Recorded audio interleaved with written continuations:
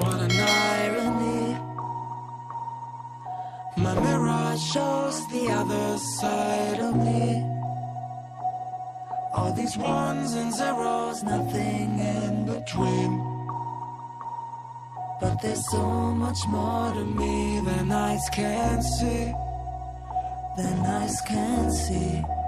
I'm not binary.